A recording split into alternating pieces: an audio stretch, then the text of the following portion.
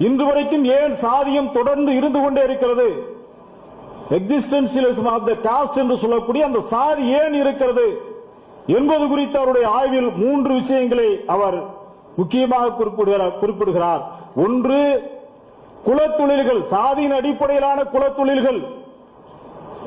இரண்டாவது, மதத்தின் அடிப்படையிலான, குறிப்பாக இந்து மதத்தின் அடிப்படையில் இருக்கின்ற சடங்குகள். மூன்றாவது, அவர் குறிப்பிடுகிறார் அகமண முறை. இது இன்று வரைக்குமே இதற்கான தீர்வுகள் எட்டப்பட்டிருக்கிறார் என்று சொன்னால் இல்லை.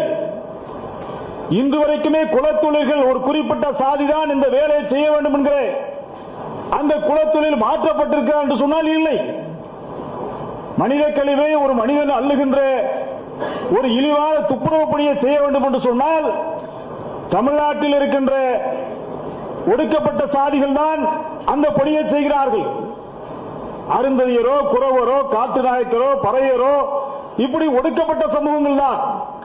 ஆந்திராவில் மாதிகா என்று சொல்லக்கூடிய அல்லது ரெல்லி என்று சொல்லக்கூடிய சமூகம் கர்நாடகாவிலே, அதற்கடுத்து செல்வோம் என்று சொன்னால் வால்மீகி என்று சொல்லக்கூடிய சமூகம், இப்படி ஒடுக்கப்பட்ட சமூகங்கள், பங்கி ஒரிசாவில் பங்கிகள், குஜராத்திலே ஒடுக்கப்பட்ட சாதிகள் தான் இந்த பணியை இன்றளவும் செய்து கொண்டிருக்காங்க. எந்த மாற்றம் வரவில்லை.